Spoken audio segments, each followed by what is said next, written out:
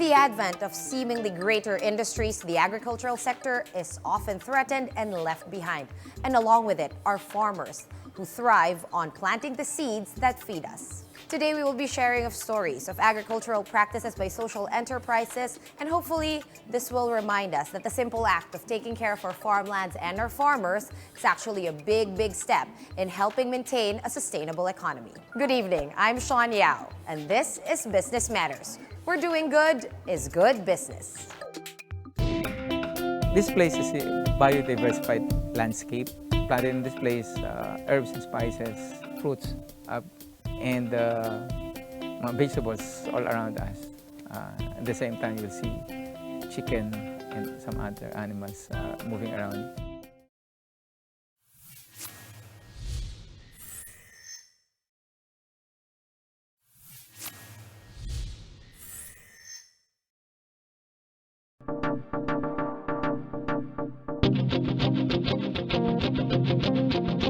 According to the Philippine Statistics Authority, there are a total of 38.65 million people employed by the agricultural industry, a 30% decline from previous years.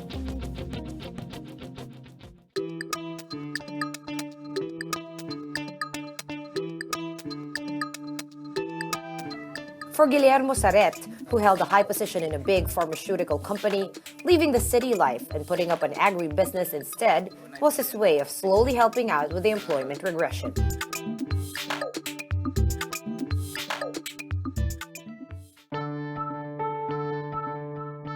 Guillermo June Saret started as a registered mechanical engineer. He worked at a national pharmaceutical company and worked his way up to become senior vice president. After being exposed in agriculture, in pharmaceuticals, and growing a small business into a multi-billion company, being part of the management team, I saw how business being developed. During his time at the pharma company, June was able to work with people in rural areas who provide the raw materials for the medicine that they produce. We got all the initial manpower from this place. They used to be our workers in Yoni Agri Corporation, in the company that I used to work with. They are the ones who cannot qualify to become regular workers because of their limited educational background. So I told them that when I will have my own, I will get you first. So I was given a chance to get them in my own company. It's one thing to decide to suddenly shift careers, and for June, it was a grand shift. But to involve your whole family and ask them to leave their jobs as well is a whole different story.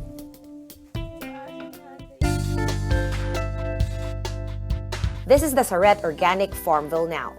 Lush and abundant, a far cry from how it was when they acquired it 3 years back. This place is a biodiversified landscape.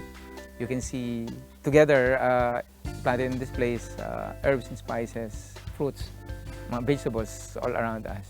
At the same time, you'll see chicken and some other animals moving around. This is our spice garden. Basically, we invite people here to showcase the herbs that we have.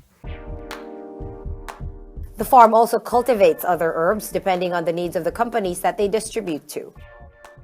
They maintain taxonomy-certified varieties for the various medicinal herbs that they grow, which is vital, especially for the pharmaceutical companies that they supply to.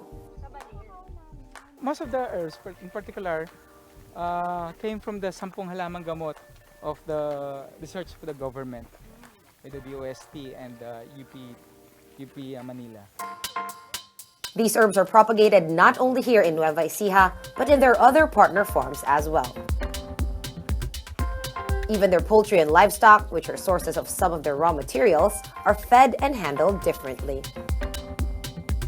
Dry po siya, linagyan lang po namin ng konting tubig. Mix ng darak tsaka binled. So isa pa pong ginagawa namin yung fermented na pagkain niya na may halo naman pong molasses, tapos mga gulay. In most areas of the farm, they've practiced intercropping of different plants. For example, the lemongrass and calamansi plants, which are used as ingredients for their biofunctional beverages, are grown beside each other. Tinutulungan niya, companion siya ng bawat isa.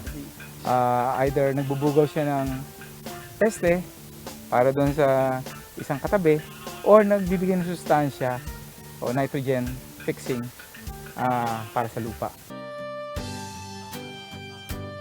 A strategy that seems to be reflective of how their company actually works.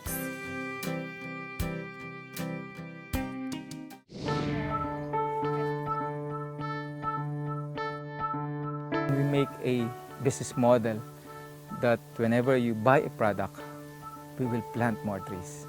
We will help more people. Sustainability is linking the market to the source in a continuous cycle. That's why we have a business model that we call cyclics.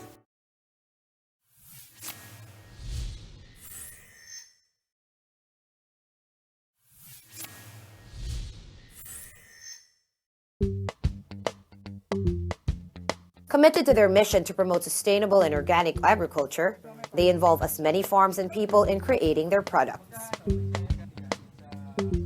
We're not limiting ourselves in this place. We go also on some economically and ecologically challenged places so that we can tap those places as our supplier of inputs. Apart from this farm in Nueva Ecija, they acquire raw materials from other farms as well. We're getting our cacao beans, fermented cacao beans, from a far place of Aurora. They don't have customers. So we taught them how to ferment the beans, and then we produce our own cacao products, and they're supplying us. These materials are then manually processed into different products, such as laundry soap, chocolate bars, and even beverages. Part of their business model is to encourage more enterprises to grow. They lend part of their farmland for production by other enterprises and for research as well for scientists to cultivate naturally grown ingredients that can be used for medical advancement. We make a business model that whenever you buy a product, we will plant more trees.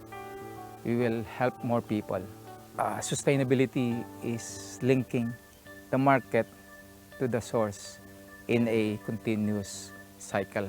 That's why we have a business model that we call cyclics.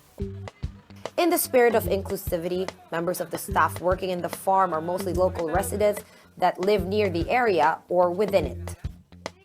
Couple Ariel and Marilyn, who live in Sitio Bacau, some 15 minutes away, have both worked with June several years before he even started the farm. Sa lahat po ng naging trabaho ko, doon po kay Sir June, mula po nagkakilala kami, siya po ang malaking pong naitutulong sa amin. Nabubuhay din po kami tungkol dahil sa kanila, napagpaara po namin mga anak namin. At malaking bagay po si Sir June para sa amin. June understands that they play important parts in the value chain and that they need people like Ariel and Marilyn as much as they need him.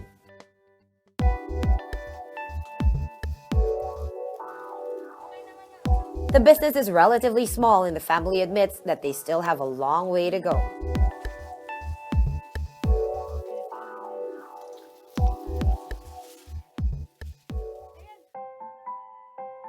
But having 7 hectares of land and access to 30 hectares more from partner farms to start with means having access to more people who can potentially be employed and more people to help grow the enterprise.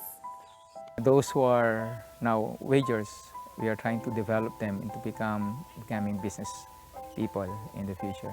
We would like to become bees and trees. Today, we are bees, trying to build our own colonies and trying to raise and develop honeys. In the future, we want to grow and to become the trees, where we will be feeding more bees, and there will be more trees and more honey to be produced, and more bees will be producing it around us.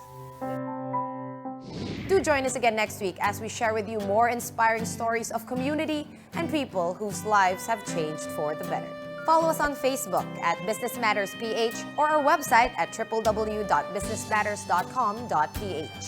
Again, I'm Sean Yao, and this has been Business Matters, where doing good is good business.